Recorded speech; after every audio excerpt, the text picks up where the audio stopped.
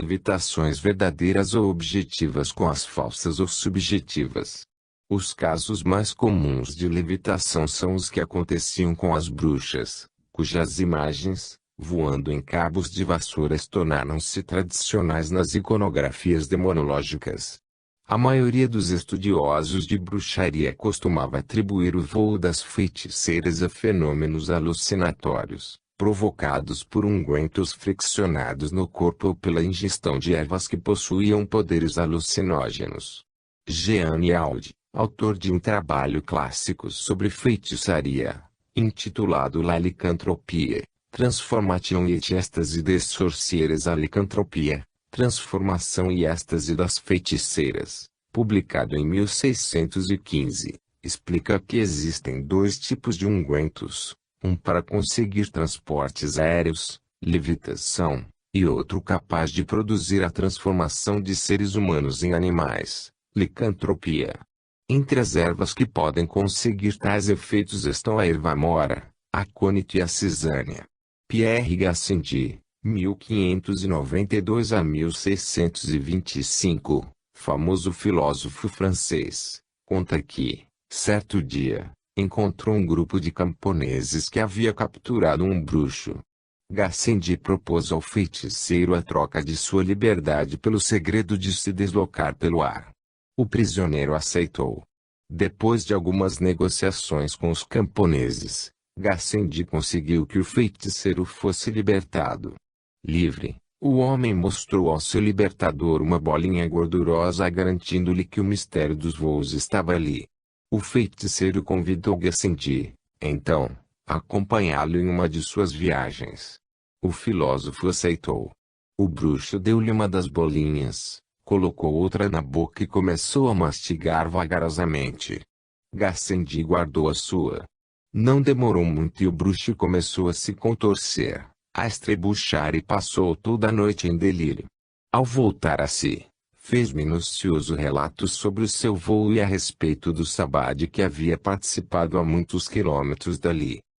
Jean-Baptiste de Laporta 1540 a 1615, em trabalho hoje clássico chamado Magia Natural, narra que, certa vez, uma velha bruxa consentiu em ser observada. Viram, então, como a velha se untou e caiu no chão adormecida.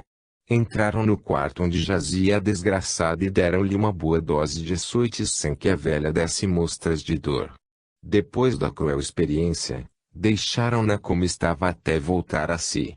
Ao despertar, a bruxa contou que havia atravessado mares e montanhas, narrando com todos os detalhes os fatos mais importantes, apesar de lhe terem dito que permanecera naquele local e lhe mostrarem as equimoses e contusões como provas irrefutáveis. Ela, porém, continuou a insistir nas suas extravagâncias. Enciclopédia de Ciências Ocultas e Parapsicologia. V. 2. Página 39. Viajam as bruxas e bruxos de um ponto de vista objetivo? Naturalmente que não, contudo, dizem eles que voaram e são capazes de relatar tais viagens com riqueza de detalhes. Vale a pena, porém, abrir aqui um parêntese para fazer uma ligeira referência sobre dois livros modernos, um chamado Beyond Thibaudian Investigation of Out of Thibaudy Experiences, da pesquisadora Susan J. Blackmore, e o outro intitulado The Projection of Astral Body, de Mudon e Carrington. Nesses dois livros há um grande número de relatos nos quais pessoas contam suas experiências fora do corpo. Em outras palavras, pessoas existem que, através de técnicas especiais, podem deixar seus corpos físicos e viver temporariamente em seus corpos etéreos ou duplos fluídicos.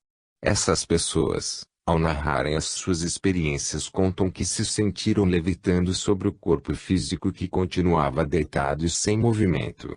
Alguns falam que, nessas experiências, sentiram-se levitando à altura do teto, e outros mesmo que afirmam ter deixado suas casas e voado por longas distâncias. Se tais fatos são verdadeiros, e a maioria deles foi realizada em condições de controle bastante rígidas, É possível que os biguentos de ervas que os bruxos esfregavam em seus corpos como se possuíssem alguma propriedade química que lhes facultasse uma espécie de êxtase com a projeção do corpo astral. Deste ponto de vista, as feiticeiras iam de fato aos sabás, não com seus corpos de carne, mas com suas vestes espirituais. Qual é, porém, a explicação para os casos de levitação objetiva, semelhantes às dos santos ou a de homem, no caso relatado por Pedro, nas Constituições Apostólicas? Fica claro que, na opinião do apóstolo, Simão, o mago, era sustentado por demônios, espíritos, interessados na destruição do trabalho evangélico. A icona de que o levitante é amparado no ar por espíritos inferiores, demônios, foi muito utilizada pelos teólogos tradicionais a ponto de a levitação ser considerada como um sintoma característico da possessão demoníaca. A interpretação de Pedro não é isolada. Há um relato citado por de Rochas, Op. Cit. Página 27 a 28, sobre um caso de levitação provocado por uma forma espiritual. A história é assinada por um certo Bavad G. D. Nates e datada de 1885. Conta o narrador que, em certa ocasião, viajava com um Biragia Seta, quando chegaram perto de uma ashma, uma espécie de loja pertencente a uma confrariazinha mística do sul da Índia. Havia, perto da loja 11, um pequeno bosque e o narrador decidiu passar a noite ali junto com seu companheiro. Deitaram-se e, mais ou menos às 8 horas da noite, o asceta afirmou que havia recebido um aviso psíquico no sentido de se afastarem dali o mais rápido possível. O asceta, entretanto, desobedecendo ao aviso, resolveu ficar, acontecesse o que acontecesse. No fim de alguns minutos, o asceta sentiu-se agarrado por uma enorme e vigorosa mão. Em meio minuto, foi transportado para fora do bosque, até a margem do rio, e atirado sem sentidos no chão. Ao acordar, o asceta explicou que a causa de seu voo fantástico foi um elemental. Antes de prosseguirmos neste assunto, creio valer a pena explicar ao leitor não familiarizado com a religião da Índia, o conceito de elemental. Conforme a tradição teosófica indiana, os dementais ou devatas são gênios ou demônios a quem a tradição ocultista do ocidente deu o nome de gnomos, sílfides, ondinas e salamandras conforme o seu habitat seja a terra, o ar, a água e o fogo. Os elementais possuem uma natureza totalmente diversa da alma humana e por isso não podem ser confundidos com ela. Os Mahatmas ou iniciados, graças a certos processos a que chamam em sânscrito, Yalastamba, conseguem evitar que os elementais possam ter domínio sobre eles, causando-lhes dificuldades. Deste modo, o Bustamba ou arte de repelir os elementais da terra, permite a certos yogis enterrarem-se vivos durante alguns meses sem que isso lhes cause maiores prejuízos. De modo semelhante, o Vajrastamba, técnica para controlar os elementais da água, permite ao iniciado flutuar sobre os lagos e rios, inteiramente nu, durante várias semanas. Assim, os espíritos da natureza, se controlados pelos processos adequados, podem prestar serviço aos que com eles sabem lidar. Entretanto, ao se aproximarem de pessoas inexperientes com relação ao mundo etéreo, podem causar enormes dificuldades. Alberto de Rochas, no livro que já citamos, oferece uma explicação menos mística da levitação.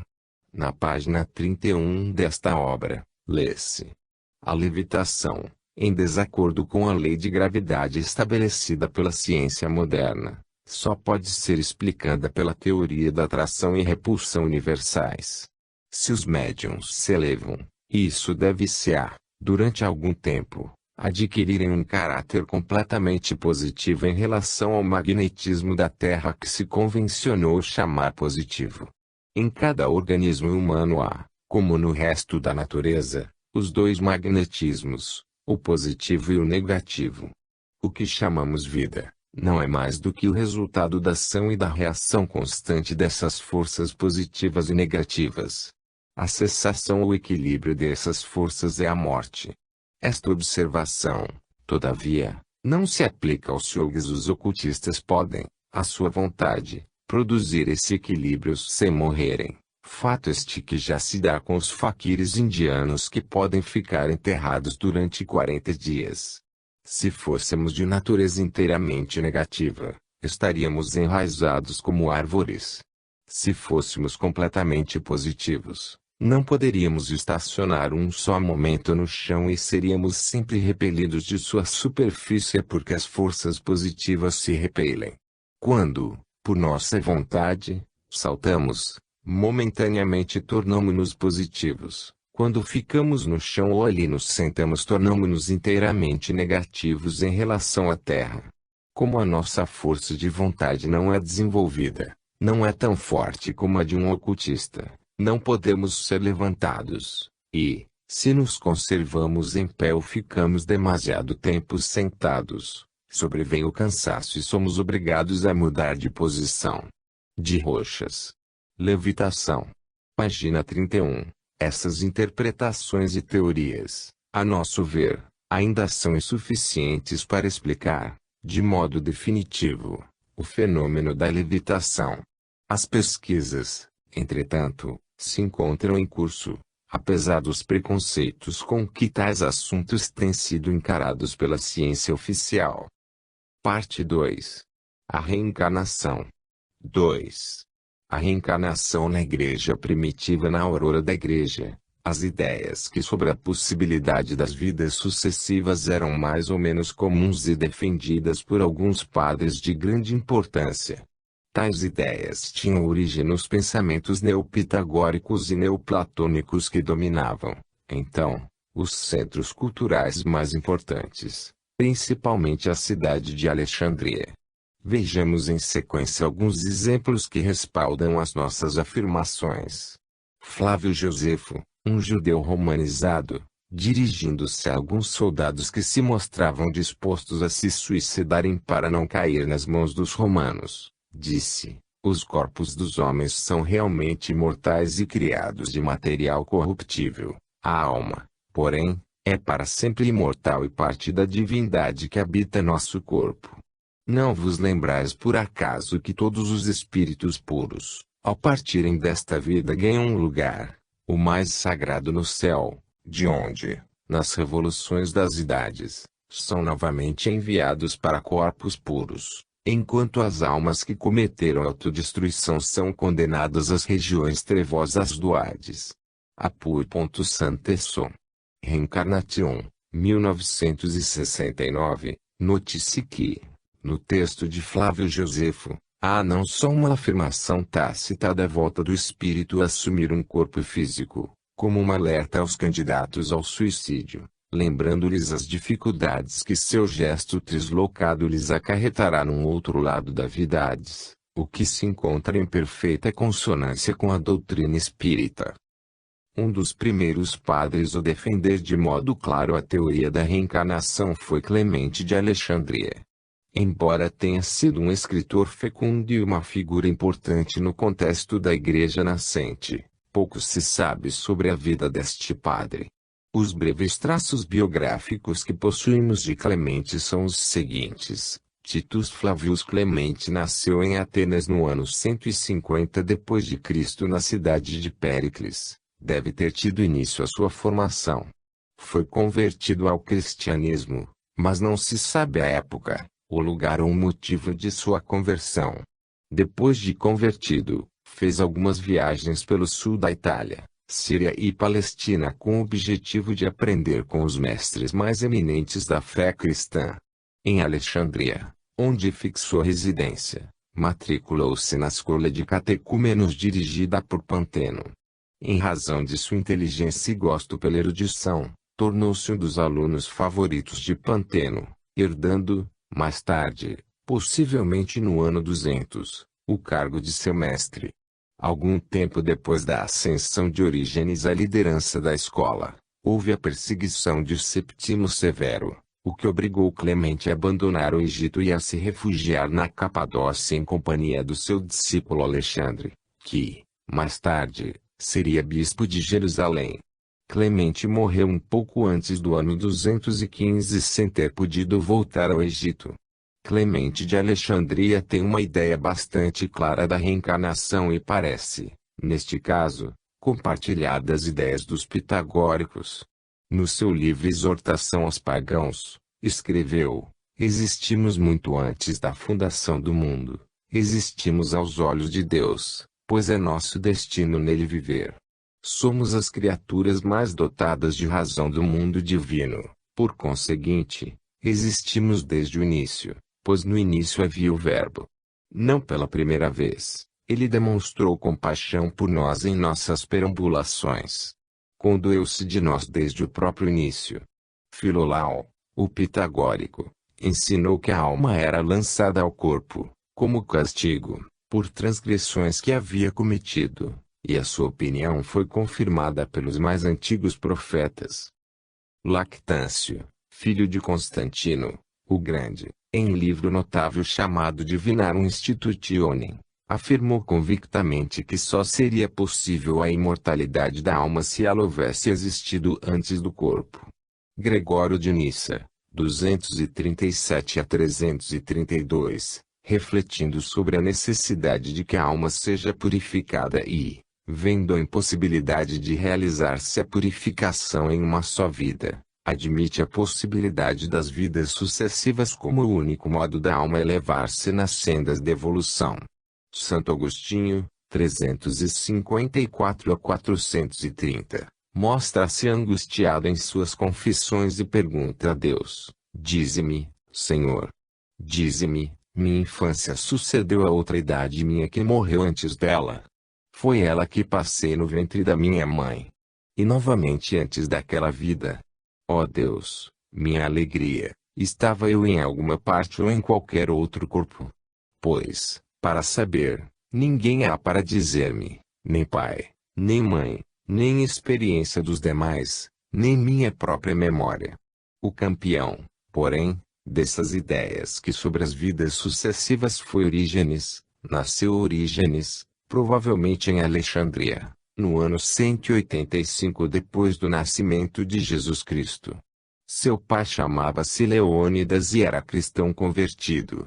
Tendo notado a inteligência precoce de seu filho, Leônidas procurou-lhe dar uma educação esmerada, tanto no conhecimento das Escrituras como no saber profano. Após a morte de seu pai, Leônidas morreu em 202 durante a perseguição de Septimo Severo. O Estado confiscou os bens da família de Orígenes, deixando em penúria a mãe do filósofo e seus diversos irmãos. Orígenes teve, então, que se dedicar ao magistério para prover o sustento próprio de sua família. Por esta época, com a fuga de Clemente para a Capadócia, a escola de Alexandria ficou sem direção. O bispo Demétrio confiou, então, a Orígenes, embora lhe contasse apenas 18 anos, a direção da escola. Eusébio, o principal biógrafo de Orígenes, diz que ele atraiu para a escola de catecúmenos um grande número de discípulos que vinham atraídos não só pela erudição de Orígenes como pela inteireza de seu caráter. Orígenes tinha o 36 dom da eloquência, entretanto, não era um retórico vazio, mas um homem inteiro que sabia combinar as palavras com a prática dia a dia. Falava como vivia e vivia como falava. Ouçamos, porém, o próprio Eusébio. Perseverou durante muitos anos neste gênero de vida, o mais filosófico, ora exercitando-se no jejum, ora dificultando as horas dedicadas ao descanso que ele passava deitado não em uma cama, mas no chão duro. Antes de tudo achava que deveria observar aquelas palavras do Senhor no Evangelho que recomenda não ter vestes, nem levar sandálias, nem se preocupar com o futuro. Eusébio. História Eclesiástica. 6:3.9 a 10. Na escola de Alexandria, Orígenes começou por se encarregar dos cursos preparatórios de dialética, física, matemática, geometria e astronomia, assim como filosofia grega e teologia especulativa. Todo este trabalho era uma carga muito pesada mesmo para um homem do porte de Orígenes. Assim, ele convida seu discípulo, por nome Heracles, para se encarregar da reorte propedêutica enquanto ele ficava incumbido dos cursos para os estudantes mais avançados aos quais ensinava a hermenêutica das Sagradas Escrituras e teologia. Mesmo com todo esse trabalho, Orígenes ainda encontrou tempo para assistir às aulas de Amônio Sacas, o fundador da escola neoplatônica de Alexandria.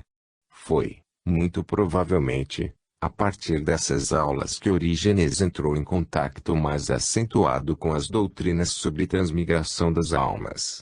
Foi mais ou menos por esta ocasião que Orígenes, lendo o Evangelho segundo Mateus e interpretando-o literalmente, castrou-se, acreditando em que, deste modo, agradava a Deus.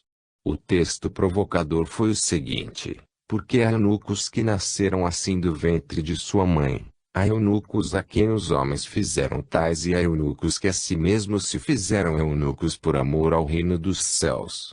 Mate 19:12. Depois de uma vida laboriosa dedicada ao ensino da Sagrada Escritura e parte permanente da piedade cristã, Orígenes desencarnou na cidade de Tiro, na Fenícia, no ano 253. Tinha, então 68 anos de idade. Estava doente, alquebrado, consumido por uma vida dedicada ao labor intelectual aos trabalhos do Evangelho. As ideias de Orígenes sobre a reencarnação foram bastante claras. No De Principiis, escreveu: todas as almas chegam a este mundo fortalecidas pelas vitórias ou debilitadas pelas derrotas de sua vida pregressa. O seu lugar neste mundo, como um vaso destinado a honrar ou desonrar, é determinado pelos seus méritos ou deméritos prévios. O trabalho neste mundo determina o lugar no mundo que se seguirá a este. Apud. Santesson. 1969.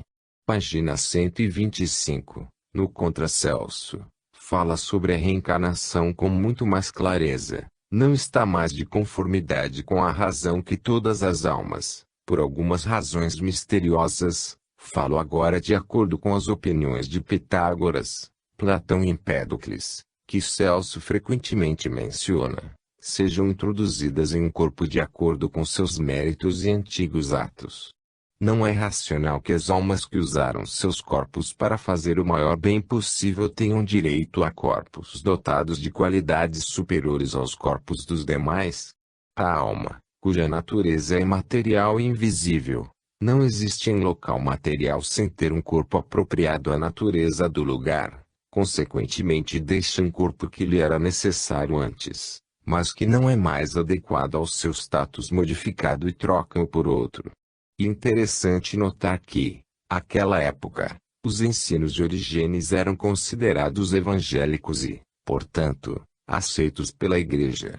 Assim, o insuspeito S. Jerônimo apoia Orígenes na interpretação de uma frase de Paulo aos Efésios: quem nos escolheu antes da fundação do mundo. F. 1:4. Vejamos o que escreveu o autor da Vulgata sobre esta questão. Uma habitação divina, um verdadeiro repouso no alto, segundo penso, deve ser entendido como o local onde criaturas racionais habitaram e onde, antes de sua descida para uma posição inferior e transferência do invisível, da queda à terra e da necessidade de corpos grosseiros, desfrutam de antiga bem-aventurança onde Deus, o Criador, para ela fez corpos apropriados às suas humildes posições, criou este mundo visível e enviou aqui ministros para a sua salvação. Como se pode ver por esses exemplos, a crença na reencarnação não era estranha à igreja primitiva. Mais tarde, contudo, a doutrina das vidas sucessivas foi colocada fora da igreja e considerada herética. Como aconteceu isto? Foi por ocasião do rolamento da igreja ao Estado que esta crença começou a ser combatida e por razões puramente políticas. O anátema contra a reencarnação e, por extensão, contra o pensamento de Orígenes, constatou a vitória do dogma monofisista ao qual o imperador Justiniano e a imperatriz Deodora haviam aderido. Os monofisistas defendiam a tese de que o corpo físico de Jesus Cristo era totalmente divino e que jamais se haviam reconhecido naquele corpo atributos divinos e humanos, materiais e espirituais. Daí o nome monofisismo, mono mais physis, única natureza. Ora, Orígenes ensinava exatamente o oposto. Dizia ele que o corpo de Jesus era material e semelhante ao de qualquer ser humano e que fora santificado pelo Logos ou Verbo divino que habitara nele. Assim, no dia 2 de junho do ano 553, foi reunido o Concílio Ecumênico, com a presença de 165 bispos, dos quais apenas 6 pertenciam à Igreja do Ocidente. Neste concílio foram decididos 15 anatemas propostos pelo imperador contra o origianismo e outras heresias. O primeiro desses anátemas dizia o seguinte: todo aquele que defender a mística da preexistência da alma e a absurda ideia do seu regresso a um corpo, será anatematizado. Deste modo, no concílio de Constantinopla, esmagava-se por completo a teoria da reencarnação, pois o anatematizado assim como seus familiares tornavam-se objeto de duras perseguições. Em lugar da doutrina consoladora das vidas sucessivas que explica com considerável dose de lógica as desigualdades sociais e a origem do sofrimento, foi colocada uma doutrina confusa e irracional, que transforma a morte, não na libertação do espírito, mas em uma ameaça tão cruel que o simples ato de pensar na possibilidade da morte apavora o cristão. Em vez de se conservar a doutrina de que a vida continua e de que cada espírito progride à proporção que vivencia as experiências do corpo, a Igreja ofereceu a doutrina das penas ou dos gozos eternos, carente de bom senso e incompatível com a noção de um Deus justo e amoroso. 2. Apolônio de Tiana. Apolônio de Tiana é um desses personagens que habitam a região nebulosa, fronteiriça entre o mito e a realidade. Misto de filósofo e taumaturgo, viveu na época do apóstolo João Evangelista. Seu lugar de nascimento, Tiana, era um centro comercial, religioso e intelectual da Ásia Menor. Nas proximidades de Tiana ficava Eges, uma cidade menor, onde vivia um filósofo pitagórico por nome Euxino. Apolônio tornou-se discípulo de Euxino, tendo sido iniciado por este na filosofia de Pitágoras. Terminado este aprendizado, Apolônio foi viver em um templo dedicado a Esculápio, o deus da medicina na mitologia helênica. Ali, na companhia de sacerdotes terapeutas, entre cantos de pássaros e o som melodioso dos regatos, Apolônio desenvolveu a sua mediunidade e aprendeu as artes médicas. Muito cedo começa a ser procurado por pessoas doentes que vinham até ele buscar lenitivo às suas dores. Apolônio de Tiana praticava em sua vida uma espécie de disciplina quase ascética. Não comia, por exemplo, qualquer alimento de origem animal, não bebia vinho, vivendo apenas de frutas e ervas. Pilóstrato, seu principal biógrafo, diz que Apolônio era conhecedor profundo de todas as religiões e que era, com frequência, consultado sobre matéria religiosa. O filósofo, diz Pilóstrato, atendia aos seus interrogantes com extrema paciência e grande simplicidade. Terminado o seu retiro no templo de Esculápio, Apolônio decidiu sair pelo mundo ensinando a sua doutrina, misto de unitagorismo, platonismo e cristianismo. Pregava a existência de um Deus e ensinava que esse Deus era amorosíssimo e muito sensível, detestando, por isso, os sacrifícios sangrentos cuja violência é incompatível com o Espírito Divino. Possuía absoluta certeza na imortalidade da alma. Em uma carta escrita a Valério, afirmou: ninguém morre a não ser em aparência, do mesmo modo que ninguém nasce a não ser em aparência. Com efeito, a passagem da essência à substância é aquilo que se chama nascer, e morrer é ao contrário, passagem da substância à essência. Em História do Ocultismo. Idade Média, página 39. Para ele, a vida no corpo físico era uma espécie de prisão da alma. Todos nós, tantos quanto somos, estamos na prisão durante o tempo a que chamamos vida. A nossa alma, Amarrada a este corpo perecível, sofre numerosos males e é escrava de todas as necessidades da condição humana. Op. Cit.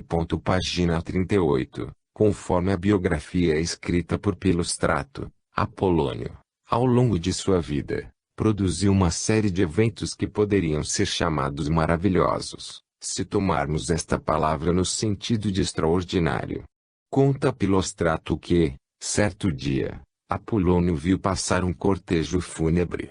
As pessoas caminhavam chorosas, levando para o seu sono final uma bela jovem. Apolônio ordenou às pessoas que levavam a jovem que parassem e aproximou-se com passos graves. Pediu para ver o cadáver. Os parentes mostraram a ele o corpo da moça. Ele examinou o rosto dos presentes, sentiu angústia expressa em cada face, por fim perguntou como a jovem se chamava. Chamou-a pelo nome. A moça abriu os olhos como se acordasse de um sono profundo. Os pais da moça, para demonstrarem a sua gratidão, deram a Apolônio 150.000 dracmas, mas ele, tomando o dinheiro, deu à jovem para que ela o usasse como dote. De outra feita, um jovem possuído por espíritos obsessores foi levado ao taumaturgo. O rapaz urrava, fazia caretas, dava grandes cambalhotas e contorcia o corpo. Apolônio, em pouco tempo, libertou o rapaz do espírito que o subjugava. Um dos seus feitos mais fantásticos, porém, foi um caso de visão à distância telescopia. Conta-se que, certa ocasião, estando em Éfeso, Apolônio fazia uma conferência pública. De repente, parou e, parecendo estar em êxtase, gritou: "Morte ao tirano!" Naquele mesmo instante, em Roma, o imperador Diocleciano estava sendo assassinado. Apolônio de Tiana prosseguiu produzindo fenômenos incríveis, mesmo depois de sua morte. Flávio Vopisco, na sua biografia de Aureliano, conta o seguinte: no tempo em que Aureliano cercava a cidade de Tiana decidido a destruí-la, apareceu-lhe a figura de Apolônio quando o imperador ia para sua tenda.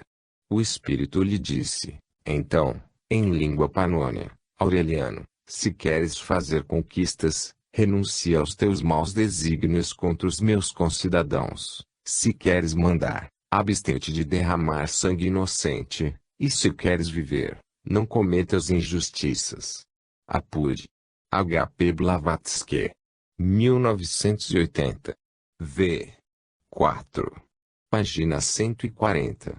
O imperador romano Aureliano ficou assombrado com aquela visão, pois conhecia Apolônio de retratos, em templos erigidos em honra ao grande taumaturgo. Ainda sob o impacto de forte emoção, mandou que se levantasse o cerco e pensou em mandar erguer uma estátua e um templo para aquele espírito fantástico. Assim foi Apolônio de Tiana, um homem de formidáveis poderes mediúnicos que, na sua época, foi considerado como um deus por seus admiradores e como um demônio por seus adversários. Ele, entretanto, foi um homem, apenas um homem que conseguiu desenvolver potencialidades paranormais e as colocou a serviço de seu próximo.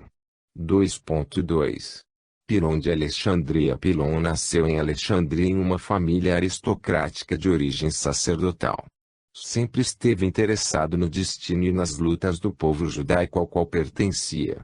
Em uma obra chamada Adversus Flacum, contra, e Flaco, defendeu os judeus contra as arbitrariedades do prefeito Flaco, homem vaidoso e autoritário.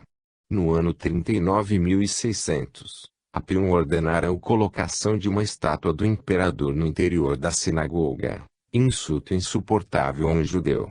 As comunidades judaicas de Alexandria resolveram mandar a Roma uma comissão de notáveis para levar até o imperador Calígula os protestos judaicos contra o ato arbitrário e violento de Apion. Esta embaixada foi chefiada por Pilon.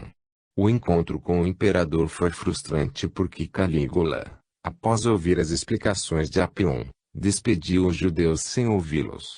Pilon escreveu em grego, língua que ele dominava perfeitamente. Muitas dessas obras se perderam.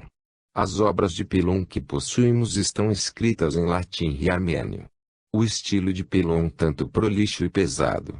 Lendo-se esses textos, encontramos algumas incongruências e contradições. Entretanto, pode-se surpreender, sem muitas dificuldades, sob um fundo judaico, elementos justapostos de origem pitagórica, platônica, estoica e aristotélica.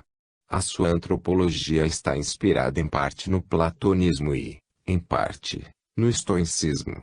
Para ele, o homem possui um corpo e uma alma. O corpo procede da matéria e é um invólucro grosseiro que serve de prisão para a alma. A densidade da matéria impede um espírito encarnado, diz Pilon, perceber com clareza as coisas divinas. Naturalmente que, no sistema de Pilon, o corpo é uma coisa má e, por consequência, mas são todas as coisas dele derivadas, mesmo aquelas que os homens consideram como prazer. Em Pilon, a alma possui dupla natureza, uma parte dela é material, tem sua origem na terra e está misturada com sangue, a outra é originada nas esferas divinas do próprio Logos e é uma espécie de sopro divino, pneuma, ou emanação, apospasma, da divindade. Nesta parte nobre da alma, encontra-se a inteligência e a vontade livre.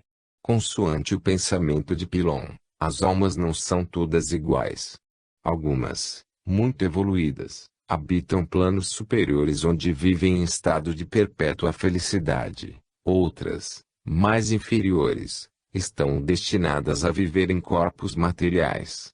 Neste caso, há duas possibilidades: os espíritos bastante materializados, depois da morte, desejosos de continuarem a gozar dos prazeres materiais, reencarnam para novas experiências na matéria. Os espíritos evoluídos ou menos materializados, reconhecendo que a vida do corpo é mera ilusão dos sentidos, não desejam voltar a viver em corpos densos que consideram como uma espécie de prisão. Ao contrário do espiritismo moderno, kardecismo, que vê no corpo físico um veículo de progresso do espírito, Pilon acha que o corpo é um impedimento deste mesmo progresso. O corpo, com suas sensações características, acorrenta o homem à terra, a uma ilusão de vida, afastando-o das questões maiores da vida espiritual. Assim, torna-se necessário o ascetismo permanente para que o espírito aprenda a dominar o corpo e não se dê o contrário. É preciso sufocar os gritos da matéria para que se possa ouvir verdadeiramente a voz do espírito. 2.3 Os cátaros 2.3.1 Quem eram os cátaros? Pode-se dizer que o catarismo foi uma das principais heresias da Idade Média. Floresceu nos séculos XII e XIII, no sul da França, em uma região chamada Languedoc, no sul da Itália e nos Balcãs, embora em forma diferente do caso anterior. Os cátaros também existiam, porém, sob o nome de albigenses, por causa da cidade de Albi onde viviam alguns desses heréticos. O catarismo, sem qualquer sombra de dúvida, era uma heresia cristã. Os cátaros se consideravam verdadeiros cristãos, seguidores autênticos de Jesus Cristo, em oposição à Igreja Católica, tida pelos heréticos como traidora da mensagem evangélica. Na opinião dos cátaros, a Igreja Católica afasta-se tanto da doutrina de Jesus e dos apóstolos que é impossível a um cristão conviver dentro dela sem conflitos graves. O estranho, porém, é que os cátaros afastam-se também e bastante do cristianismo dos evangelhos canônicos. Os cátaros, por exemplo, são maniqueístas e, assim, admitem a existência de dois princípios ou deuses, o do bem e o do mal, que lutam entre si pelo domínio do mundo. Ainda em razão desta atitude maniqueísta, os cátaros costumavam dividir os membros de sua seita em dois grupos, os perfeitos e os simples. Os primeiros formam a classe especial dos homens bons e puros, também chamados heréticos. Os segundos são os membros da seita que não passaram pelos rituais que poderiam torná-los perfeitos e, por isso, estacionam na classe dos crentes ou credentes. De que modo o cátaro da classe dos simples pode tornar-se perfeito? Em primeiro lugar, Deve reunir determinadas condições para avançar de uma classe para outra. Depois, através de um ritual iniciatório, rito de passagem, o candidato é batizado pelo livro e pela palavra nunca através da água. Na terminologia catara, este sacramento se chama consolamentum, de um modo geral. Entretanto, os cátaros dão a essa cerimônia o nome de eretização. Terminado o cerimonial eretizante, o perfeito deve orientar a sua vida no sentido de se manter em estado de pureza e, para isso, evitar alimentar-se de carne e ter relações sexuais. A partir de então, o perfeito destaca-se da comunidade.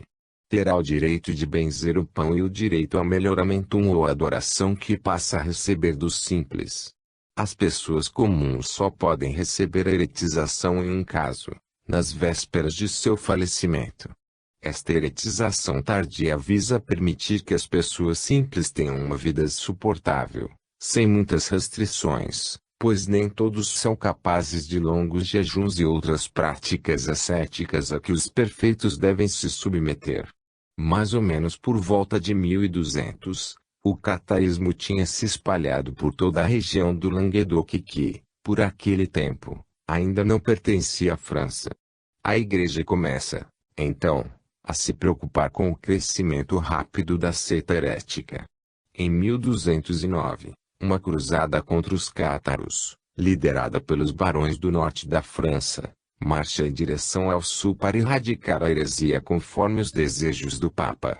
Em 1218, morre Simão de Montfort, o líder dessa cruzada do norte. Entretanto, a luta continua e o rei de França se aproveita do pretexto religioso de combater a heresia para anexar o Languedoc ao território francês. 6 anos depois, 1224, cai a última fortaleza cátara e os hereges, em massa, são levados para as fogueiras de Montségur ou para as de Braão, onde são sacrificados para a maior glória de Deus. Bem mais tarde, nas montanhas de Alt-Ariège, ressurgem os restos de catarismo como um cadáver que teimasse em não ser enterrado. O local desse renascimento foi a aldeia de Montaillot, entre 1300 e 1318. Quem combate os cátaros de Montaillot é Jacques Fournier, bispo de Pamiers e mais tarde papa em Avignon. Exercendo o papel de inquisidor, entre 1318 e 1325, Fournier, com rara perícia e grande dose de energia, destruiu por completo os últimos sinais do catarismo, que não mais ressurgiu em parte alguma. 2.3.2 Os cátaros e a metempsicose. De acordo com as informações colhidas por Jacques Fournier durante o processo inquisitorial a que os habitantes de Montaillot foram submetidos, os cátaros acreditavam na metempsicose, isto é, na crença de que, depois da morte, os espíritos transmigram para corpos humanos ou de animais. Quando um homem destrói ou rouba os bens de outro ou procede mal, esse homem está possuído por um mau espírito. Esse espírito leva-o a trocar uma vida boa pela má. Há almas por todo lado, o ar está cheio de bons e maus espíritos. Salvo no caso excepcional em que um espírito residia no corpo de um defunto que, enquanto por cá andou foi bom e justo, neste caso voltará para o céu. O espírito que acaba de sair do corpo vai reencarnar-se. Porque os espíritos que pairam no ar molestam esses espíritos quando se encontram no meio deles, eles forçam-no a enfiar-se em um corpo qualquer, quer seja de homem ou animais, porque, enquanto um espírito estiver dentro da carne, os espíritos demoníacos não têm possibilidade de o molestar nem de o atormentar. Ladure, 1975. Página 356. A crença na metempsicose levava os cátaros a ter uma relação bastante interessante com os animais, os quais, não raro, eram tidos como portadores de espíritos ou eles próprios espíritos disfarçados. Quando Geoffroy d'Abelais, o inquisidor de Carcassonne morreu, conta Guilherme Maury, ninguém testemunhou seu falecimento noturno mas, no dia seguinte, As pessoas que descobriram o cadáver encontraram junto à sua cama 2 gatos pretos, um em cada ponta do leito. Tratava-se de espíritos inferiores que acompanhavam o inquisidor. Os cátaros não possuíam uma teoria muito coerente que explicasse a reencarnação, seus objetivos e modus operandi. Assim, as ideias cátaras sobre as vidas sucessivas nos parecem estranhas e pouco coerentes. Vejamos mais uma passagem do livro de Ladura sobre os cátaros. Os espíritos, diz Belisarte, quando saem de uma túnica, quer dizer, de um corpo, após o falecimento deste, correm apressadamente, receosos e assustados. Correm de tal maneira que, se em Valencia, Espanha, um espírito tivesse saído de um corpo, morto, e tivesse de se integrar no outro corpo, vivo, no condado de Foix e se chovesse fortemente, apenas 3 gotas o esperariam.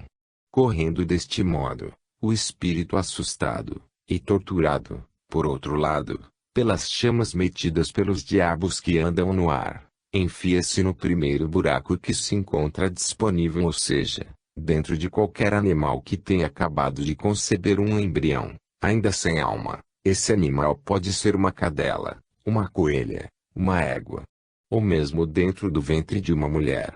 Op. Cite. Página 358 a 59.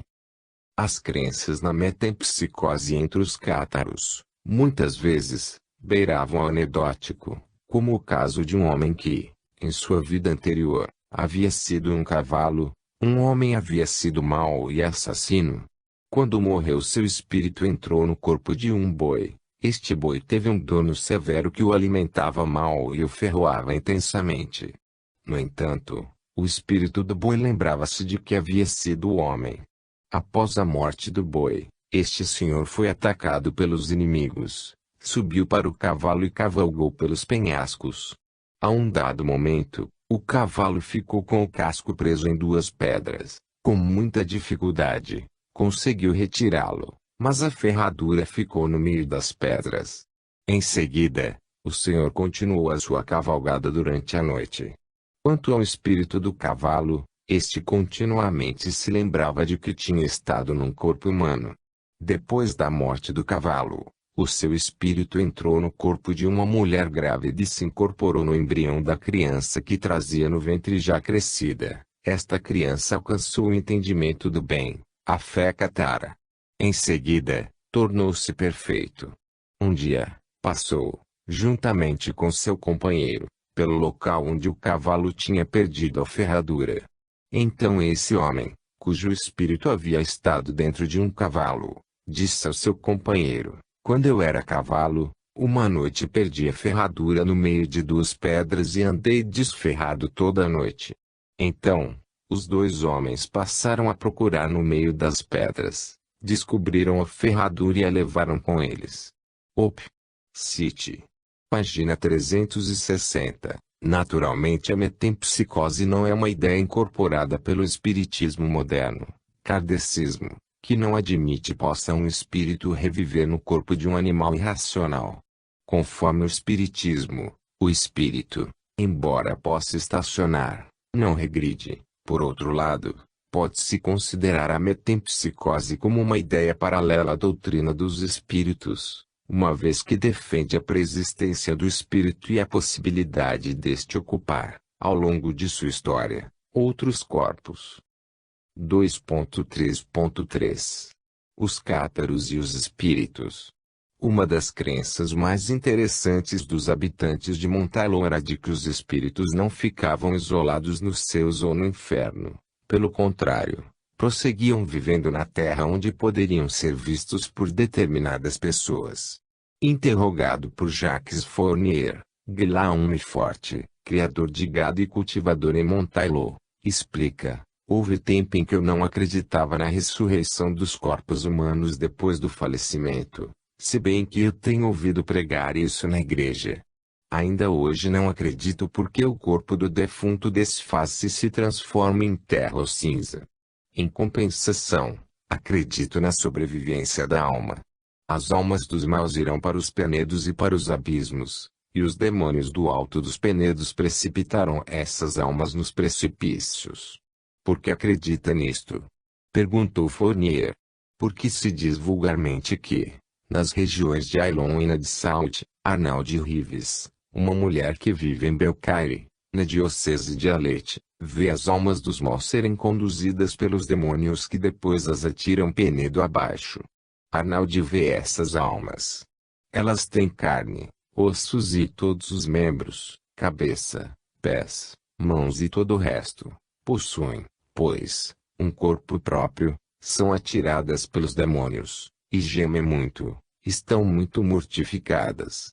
E, no entanto, nunca podem morrer. Op.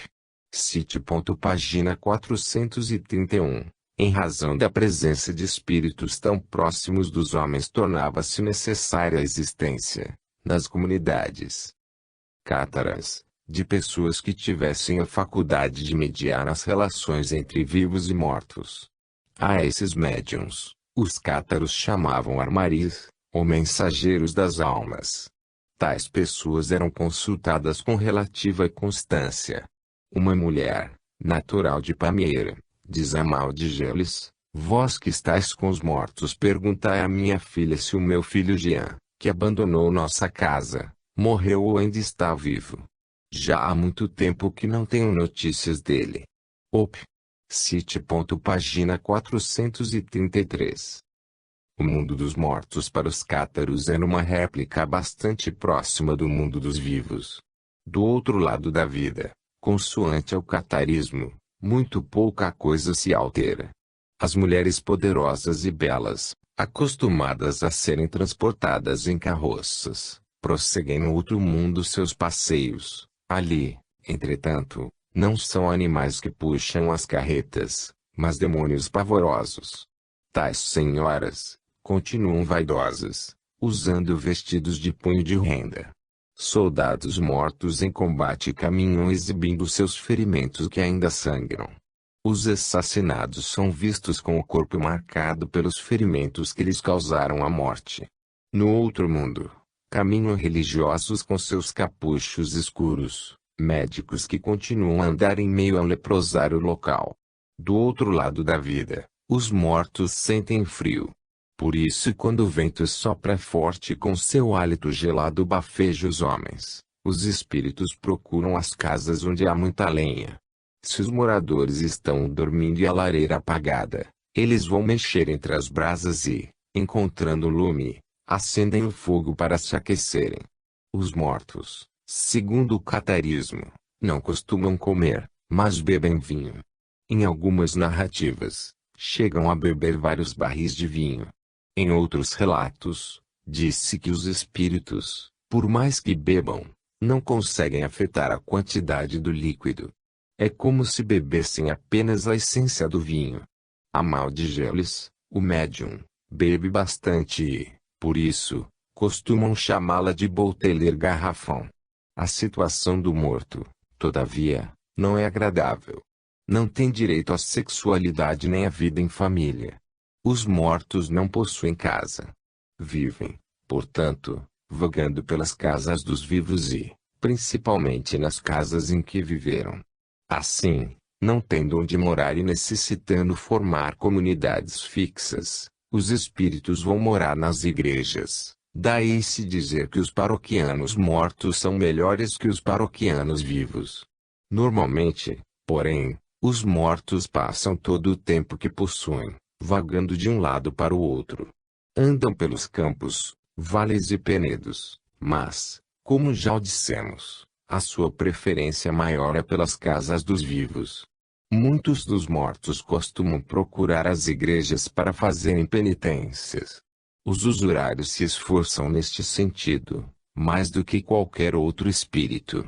Muitos fazem suas penitências nas igrejas locais, outros, porém, preferem ir mais longe para fazerem suas obrigações.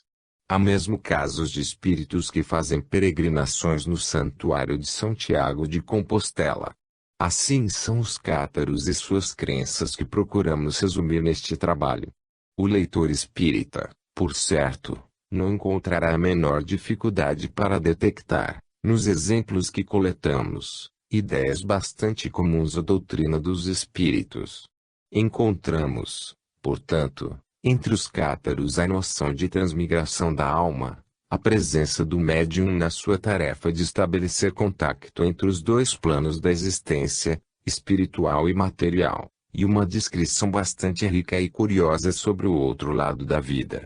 Não devemos, pois, nos esquecer de que os cátaros de Montailô, objeto principal de nossas considerações nesta sessão, viveram na Idade Média e que deveríamos esperar muitos séculos para que Allan Kardec reencarnasse com o objetivo de retomar todas essas ideias esparsas e transformá-las num corpo doutrinário extremamente lógico e consolador que se tornou conhecido como doutrina espírita. Parte 3. O druidismo. Havia entre os celtas uma classe de homens doutos, muito bem organizados que se chamavam druidas. Os autores antigos já costumavam fazer alusões a eles. Em sua Vitae Philosoporum, Diógenes Laércio compara-os aos magos caldeus e aos ginosofistas, sábios da Índia. Amiano Marcelino, citando Timágenes, diz que os druidas eram os educadores dos povos da Gália. Diodoro Sículo fala deles como teólogos, filósofos e adivinhos. Segundo o testemunho de Júlio César, os druidas eram sacerdotes que gozavam de grande prestígio entre os gauleses. Os druidas se ocupavam do culto divino e do modo adequado de se oferecer sacrifícios públicos ou privados e da solução de todos os problemas relacionados com os rituais. São eles que resolvem as querelas e, se uma pessoa agravada se recusa a aceitar suas decisões, as prescrevem do sacrifício, o que constitui, para elas, castigo duríssimo. Os que são assim punidos passam a ser considerados ímpios e marginais. Todos se afastam de seu caminho, negam-se a falar ou tratar de negócios com eles porque se tornaram impuros. Ao prescrito, negam-se as posições de honra e se lhe dá um tratamento de fora da lei. César prossegue dizendo que os druidas não levavam armas e que estavam isentos de pagar impostos. A sua formação profissional e religiosa era obtida, em escolas especiais em que permaneciam, às vezes, por cerca de 20 anos. Rian, Religião dos Celtas em Cristo e as Religiões da Terra. Vol. 2. Página 245. A doutrina principal do druidismo era a reencarnação. Para ele, depois da morte, o espírito, considerado imortal, ocupava outro corpo em busca de novas experiências úteis ao seu progresso. Os druidas davam grande importância à doutrina das vidas sucessivas, pois acreditavam que essas ideias tinham a virtude de libertar os homens do medo da morte, tornando-os mais fortes, sábios e justos. Os druidas também se mostravam interessados na observação dos astros. Examinavam o curso dos planetas e das estrelas, calculavam as suas proporções e estudavam as influências que os astros exerciam em nosso planeta. Preocupavam-se ainda com a existência dos deuses imortais e com a atuação deles na vida dos homens. Todas essas doutrinas, segundo César, de Belo Gallico, 6:14, eram transmitidas oralmente. Muito pouco se sabe dos druidas individualmente. A história, porém, registrou o nome de um desses homens. Chamava-se Divicecus e era amigo do grande advogado romano Marco Túlio Cícero. Assim que os romanos entraram em relações mais profundas com os celtas e conheceram melhor as doutrinas druídicas, consideraram-nas politicamente perigosas e trataram de suprimi-las, eliminando os homens que as praticavam.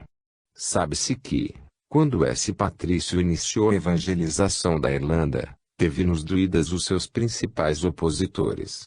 A teologia dos druidas repousa em um fundo panteístico, característico da religião dos celtas. Admitem um grande número de espíritos, deuses, que tanto podem fazer o bem como o mal. O centro dessas crenças, contudo, era a ideia da imortalidade da alma. Autores antigos como Hipólito, Timagenes, Clemente de Alexandria e Diodoro Sículo costumavam aproximar as doutrinas druídicas do pensamento pitagórico sobre a transmigração das almas. Valério Máximo conta-nos que os druidas tinham tamanha certeza de que a vida continuava depois da morte que costumavam emprestar grandes somas em dinheiro para serem pagas posterior à morte.